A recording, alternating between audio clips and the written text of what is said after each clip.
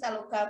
Asumsinya sudah ke logam, sudah ke kristal logam itu untuk ikatannya sudah matang, sudah mantap, makanya didalamkan menuju ke yang lebih dalam materinya. Nah, tapi kalau ikatannya nggak ingat samsek, aduh Mas Ana. Tunggu, saya coba. Tapi domain kayaknya nanti saya sendiri deh, saya share sendiri. Ini saya mengingatkan kembali terkait ikatan saja, mana ya, terbuka belum ini ikatan kimia. Yuk kita mengingat kembali nanti konsep-konsep yang terlewat. Aduh, kalau kok ini kok jadi besar sekali begini.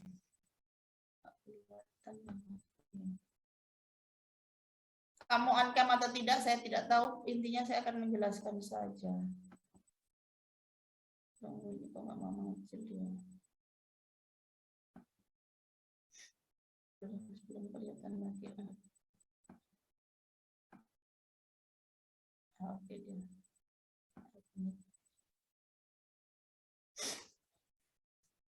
Jadi ikatan yang kemarin sudah kita pelajari, dia nggak mau di enter. Ini materi dari dosen kimia. Ini kemarin sudah, ini sudah, kayaknya saya bisa langsung ke mana. Ikatan ini sudah ya, kita menuju ke geometri saja. Nah, geometri ini ikatan logam sudah juga dijelaskan, sudah. Yang begini insya Allah ingat ya. Yang begini insya Allah ingat ya. Insya Allah ingat gak ini? Oke. Saya mau menuju ke geometrinya yang tak lewat-lewat. Nah, ini insya Allah masih ingat ini. Mana ya? Kok tidak menuju ke geometri ini? Saya nggak hafal lamanya, tapi saya sudah. Yang begini-begini masih kan? Yang begini-begini masih kan? Ini bisa diulang, Umi? Iya, maksudnya saya mengulangnya tidak dari awal tadi kan, ikatan kan sudah saya jelaskan tuh kemarin, makanya apa konsep-konsep yang secuil yang dibutuhkan nanti saya jelaskan, tapi ya nggak semuanya lagi, masa saya ulang kelas 10 nggak lucu kali. Di sini setelah kita belajar ikatan kovalen, di situ dikenal dengan ikatan kovalen polar dan non polar, masih ingat? Masih. Tapi ya, ikatan kovalen polar di situ apa yang menyebabkan dia bersifat polar? Dipol-dipolnya tidak saling meniadakan gaya dipol. Oke, berarti masih ingat kan? Kalau yang non polar? Dipol-dipolnya saling meniadakan. Oke. Nah, di situ apa itu dipol-dipol? Jadi interaksi di dalam ikatan. Untuk ikatan yang di situ ya, untuk yang kovalen non polar itu ada interaksi dipol-dipol sesaat begitu ya nantinya. Karena yang tadi dikatakan dia saling meniadakan. Yang kalau ada dipol-dipol permanen di sini kalau ya untuk yang polar. Jadi kalau yang dipol sesaat itu untuk yang non polar, yang dipol-dipol permanen untuk yang polar. Boleh ya sampai di situ? Masih ingat nggak? Nanti saya mau kasih lagi soal itu. Sudah lewat-lewat ini. Padahal ini kemarin rencananya hanya mereview loh. Karena ini nggak muncul. Nah ini bagaimana terjadinya interaksi dipol-dipol seperti ini, jadi saling mengimbas. Karena yang saya butuh ikatan kimia, geometri molekulnya mana ini? Kayaknya sebelah sini tidak sebentar betul ya saya ini. Nah di sini geometri molekul ya. Kita boleh mulai dari sini ya. Untuk yang tadi polar non polar, insya Allah boleh ya. Halo. Insya Allah. Oke. Jadi kalau saya sekilas mengingatkan, kalau yang polar itu dipol-dipol, kalau non polar dia dipol sesaat. Ikatan hidrogen di situ adalah bagian dari dipol-dipol tapi yang lebih tinggi kepolarannya, seperti itu saja. Seperti apa nanti menentukan polar dan non polar? Kalau yang polar di situ momen dipolnya tidak sama dengan 0, tidak saling meniadakan. Kalau yang non polar di situ saling meniadakan. Sekarang kita menuju ke geometri molekulnya. Jadi setelah kita perkenalan tadi dengan ikatannya, sekarang kita menuju geometri molekul. Ini mengingatkan kembali bagaimana konfigurasi dari suatu atom dan bagaimana elektronnya dalam orbital sehingga nanti bisa membentuk suatu molekul dan memiliki bentuk geometri. Jadi di sini kita diberi contoh adalah C. C ini kondisi dasarnya untuk elektron valensinya 4 dalam posisi seperti ini, ada di slide. Nanti ternyata C ini kan kalau posisi gambarnya begini hanya bisa mengikat 2 atom lainnya. Maka nanti dia akan mengalami yang disebut dengan hibridisasi. Maka tadi muncul juga hibridisasi. Ini materi kelas 10 sekali. Tapi yang saya sajikan ini bukan materi kelas 10, ini materi perkuliahan kimia dasar dari Pak dosen. Posisinya nanti yang awalnya S ini terisi 2 jadi terisi 1, kemudian elektronnya dipindah ke subkulit P. Setelah dia mengalami hibridisasi ini, maka nanti akan bisa dipasangkan, akan ada 1 elektron dari atom lain untuk beri ikatan. Setelah terjadi perpindahan dari 2S1 dan ke 2P2 menjadi 2S. Setelah terjadi perpindahan dari 2S2 ke 2P2 menjadi 2S1, 2P3, maka kondisi inilah yang disebut dengan kondisi terhibridisasi. Di situ hibridisasinya adalah sp3. Dilihat dari mana? Lihat saja berapa kotaknya ini. S, P1, P2, P3, sp3. Kalau di sp3 berarti nanti akan punya 4 elektron yang akan dipakai untuk beri ikatan. Nanti wujudnya apa saja dia? Dia bisa pasangan elektron bebas, bisa ikatan tunggal, bisa ikatan rangkap, dan bisa juga ikatan rangkap 3. Untuk ini semuanya adalah menjadi ikatan tunggal karena setiap orbital dinilai 1, sehingga istilahnya adalah sp3. Ini tipe hibridisasinya. Oke? Boleh lanjut? Tidak ada suara, entah tidur atau entah apa. Sehingga kalau posisi orbitalnya itu C memiliki 4 elektron valensi, ingat elektron valensi adalah elektron yang dipakai untuk berikatan, maka nanti si C itu bisa menangkap 4 elektron dari atom lain. Di sini dicontohkan adalah C mengikat H. H memiliki 1 elektron. Sehingga kalau ada C1 memiliki 4 elektron valensi akan menangkap 4H. Jadi membentuk CH4. Bagaimana bentuknya? Bentuknya seperti ini. Sekali lagi nanti ini sudah dipelajari zaman dulu kala bahwa bentuk geometri molekul ini sedemikian rupa memperkecil tolakan dari masing-masing ikatan sehingga posisi yang paling memungkinkan dengan tolakan terkecil sehingga dia mencapai kestabilan adalah bentuk tetrahedral.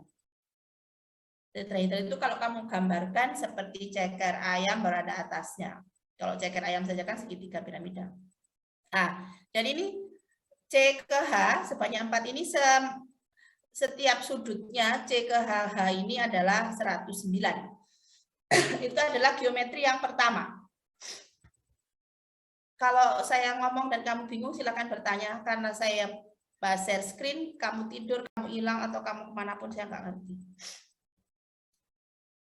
Kemudian kalau tadi geometri molekul CH4 berbentuk tetrahedral, sekarang kita bisa melihat untuk BCl3. BCl3 konfigurasi awalnya adalah 2S2, 2P1 karena nomor atomnya adalah 5, berarti kan ini lengkapnya 1S2, 2S2, 2P1 begitu. Posisi dasarnya adalah 2S2, 2P1. Ini kondisi dasar. Kemudian di situ nanti kan berarti yang bisa dipakai berikatan hanya 1 tuh, yang 2P1.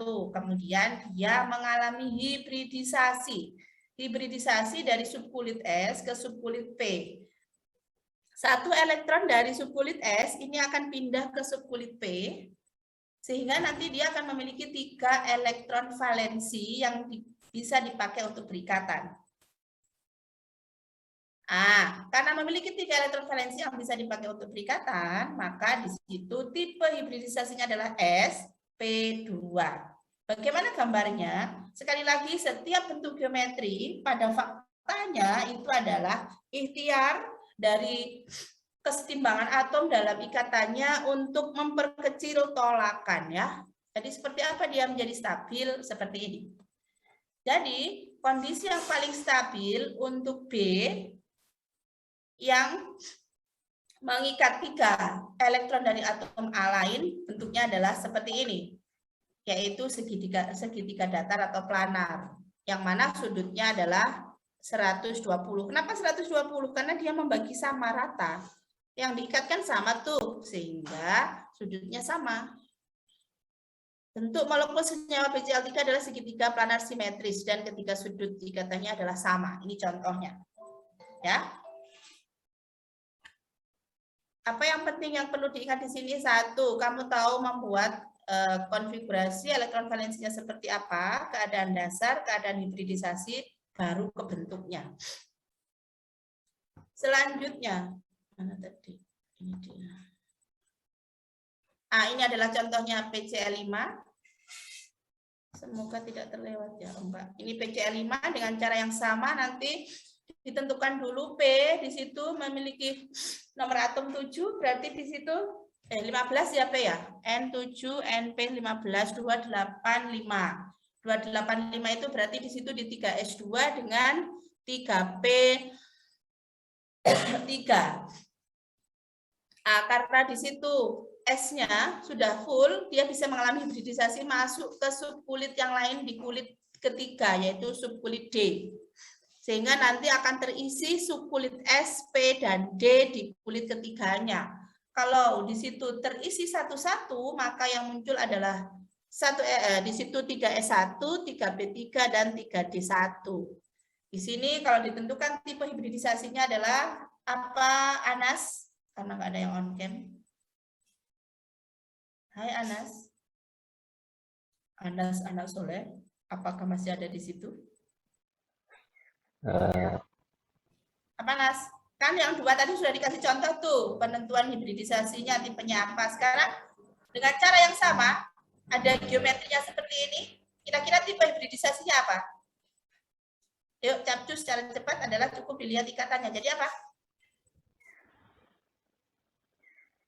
sp3d apa ya? Jadi untuk molekul di situ yang bentuk geometrinya di situ semuanya adalah ikatan tunggal, kamu tinggal hitung berapa ikatan tunggalnya. Masing-masing itu memiliki nilai 1 hibridisasi. Jadi nanti dilihat ini ada berapa? 5, berarti S1, P3, D5 jumlahnya ya. Oke, berikutnya lagi. Ini NH3. NH3 ini kenapa dituliskan lagi? Karena ada sesuatu yang berbeda. Jadi NH3 itu nomor atom 7 berakhir di 2S2 2P3. Di sini NH3 hanya membutuhkan 3 elektron yang dari atom lain, begitu. Sehingga satu pasang yang ada di kulit kedua di 2S2 ini dia menjadi pasangan elektron bebas. Satu pasang elektron bebas ini bernilai 1 domain. Jadi di tipe hibridisasi nanti nilainya 1 dia.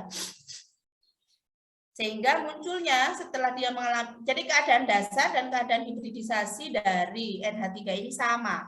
Ya, sama dia. Karena untuk di 2S2-nya dia tetap pasangan. Maka mudah melihatnya. Dia 1 nilainya jadi S, P1, P2, P3 jadi SP3. Begitu. Jadi di sini dituliskan atom N tidak mengalami promosi, maksudnya tidak mengalami hibridisasi. Apakah ada seperti itu yang lainnya? Ada. Jadi kamu ingat-ingat ikatan tunggal itu 1 domain nilainya, pasangan elektron bebas juga 1. Nanti ikatan rangkap juga begitu. Apakah ada di sini contohnya? Mari kita lihat. Oh, enggak ada. Bentuknya seperti ini untuk NH3. Jadi 3 elektron yang dipakai untuk perikatan tunggal dan 1 pasang sebagai pasangan elektron bebas. Bentuknya apa? Ini segitiga piramida sudah ada. Saya mau tanya, saya kira tidak ada, ternyata ada. Silakan ini nanti insya Allah ini saya share saja materinya untuk melatih diri. Nanti cobalah kamu bisa mengerjakan ini ya untuk latihan ya. Dan jangan lupa pertemuan berikutnya saya kasih lagi ke soal. Biar saja sampai ngeh. Tadi dijelaskan terkait dengan kepolaran. Kepolaran itu ini nggak usah pakai hitungan, mau bikin pusing ya pakai hitungan. Di sini apa sih perbedaan antara polar dan non polar begitu? Di sini dikasih contoh Cl2 dengan HCl. Mana yang polar, mana yang non polar, Fajri? Alhamdulillah dia on cam tuh. Yomi, yang polar HCl. Yang polar apa? Cl2. Cl2. HCl. Yang polar HCl, yang non polar adalah Cl2. Ada di situ kan ya. Oke, jadi apa sih yang membedakan antara non polar dengan polar? Begitu. Dulu sudah dijelaskan detailnya. Saya hanya mengingatkan kembali bahwa umumnya yang non polar itu unsur-unsurnya sejenis.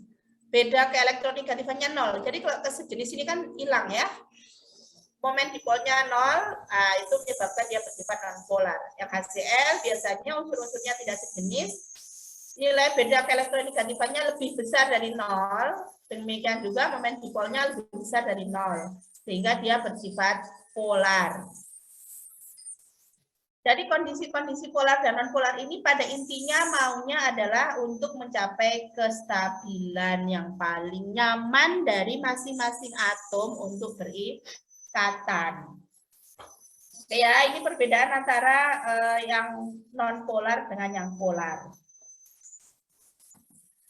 Lanjut, kalau sudah habis, waktunya juga semua habis. Jadi mari kita lihat molekul ini. Cari nama yang ada di sini biar tidak tidur. Siti Anissa Maulidia Mahris. Ada 2 molekul nih di slide.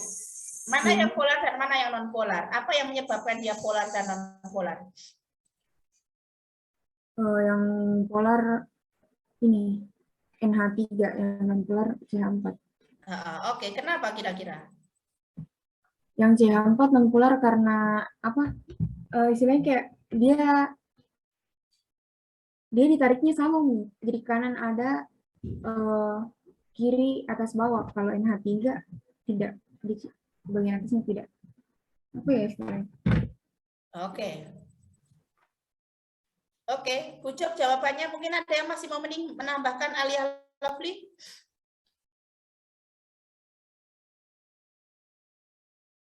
Alia Lovely apakah ada? Umi. Apakah ada yang mau ditambahkan? Tadi sudah dijelaskan. Ini kalau di Siti Maulida Mahris kan menyampaikan ini karena sama ini. Kalau ini enggak begitu. Kamu ada tambahan lagi apa kira-kira? Apa kira-kira? Ada tambahan lagi enggak dari poin-poin pembeda antara polar dan non polar? Halo?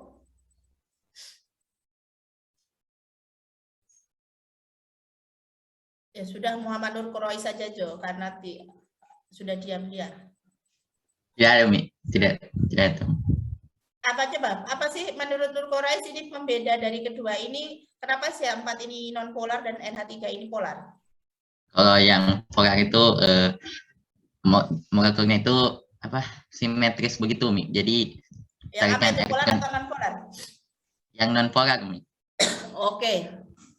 Good job jawabannya yang non polar simetris. Lanjut apa lagi?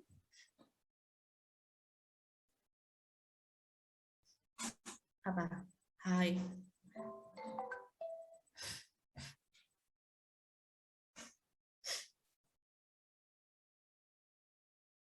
Ada lagi?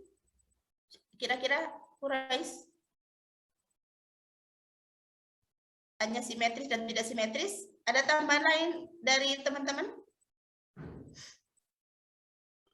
Ikatan Kita apa?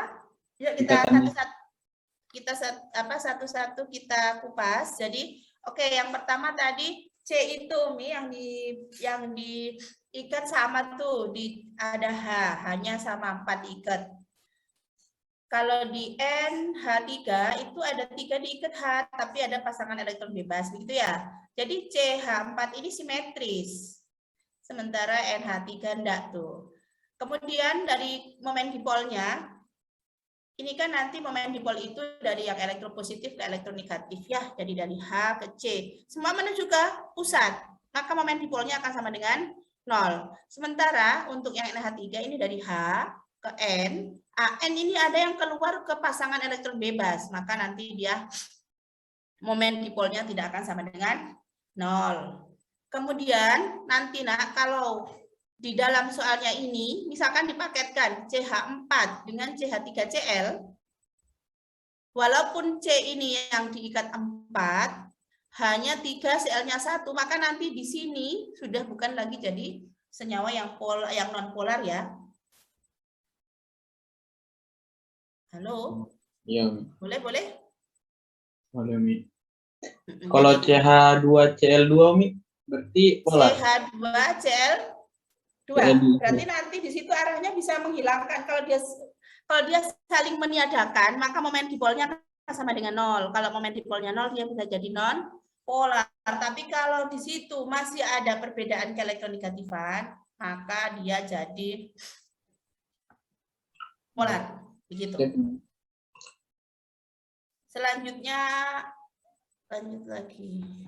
Apa ini yang ada? Jadi di sini dia menjawab perbedaannya tidak ada pasangan elektron bebas di sini, kayak tolak antar pasangan elektron sama sehingga saling menandakan keadaannya seimbang atau stabil sehingga bersifat non polar. Ini jawabannya untuk NH3 ada pasangan elektron bebas tadi sudah dibahas, gaya tolak antar pasangan elektron tidak sama dan tidak saling meniadakan karena adanya pasangan elektron bebas ya. Kemudian keadaannya tidak seimbang sehingga bersifat polar. Intinya di sini momen dipolnya tidak sama dengan 0, di sini momen dipolnya sama dengan 0. Itu adalah reviewnya dari ikatan terkait ikatan kovalen polar non polar ionik, kamu sudah paham. Jadi senyawa kovalen yang tersusun dari 2 unsur, sifat kepolarannya ditentukan oleh perbedaan keelektronegatifan. Ini kuncinya, ini memudahkannya. Senyawa kovalen yang tersusun oleh lebih dari 2 unsur, sifat kepolarannya ditentukan oleh pasangan elektron bebas. Jadi kalau kita punya PCl5 dengan PCl3, mana yang polar, mana yang non polar? Apakah dua-duanya polar atau dua-duanya non polar? Coba dibantu menjawab biar ada suara Fali. Fali. Kan pernah nih dulu kelas 10 ataukah sudah lewat? Umi. Kalau Umi punya PCl5 dengan PCl3, kira-kira dua-duanya polar, dua-duanya non polar atau mana yang polar, mana yang non polar? Yang non polar mungkin PCl5, Mi. Baru berarti yang polar mana? PCl3. Apa yang membedakan di antara keduanya itu, Nak? Karena kalau PCl3 itu ada elektron bebas, Mi. Ada elektron tidak berpasangan. Jadi dia itu seperti kata tadi Umi kata Ais. Jadi strukturnya bukan sama Mi. Strukturnya tidak simetris. Oke, jadi good job, jawabannya benar sekali. Jadi PCl5 itu 5 elektron P dipakai untuk berikatan semua, jadi simetris. Tapi kalau PCl3 5 elektron valensinya yang dipakai perikatan hanya bisa 1 pasang elektron bebas. Jadi 2 elektron jadi 1 pasang elektron bebas. Seperti itu penjelasannya nanti. Insya Allah PPT-nya akan di-share untuk kamu bisa belajar ya. Semoga saya nggak lupa begitu. Sudah jam 11.19, kamu harus masuk PM berikutnya. Saya rasa cukup. Tapi ingat ya, pertemuan berikutnya saya mau kasih lagi kuis kayak tadi. Semoga tidak ada masalah lagi ya. Tapi bergabungnya jangan lama-lama ya, nanti waktunya habis karena ternyata hanya 1 jam. Jadi begitu jadwalnya ada langsung saya share, baru nanti itu langsung masuk insya Allah 5 menit begitu saja untuk menunggu teman yang lain baru mengerjakan. Kan mengerjakannya paling hanya 5 menit juga ya. Oke anak-anak Umi yang soleh-soleha semuanya, selamat melanjutkan kelas berikutnya. Kita tutup kelas dengan sama-sama melafalkan hamdalah. Alhamdulillahirabbil alamin.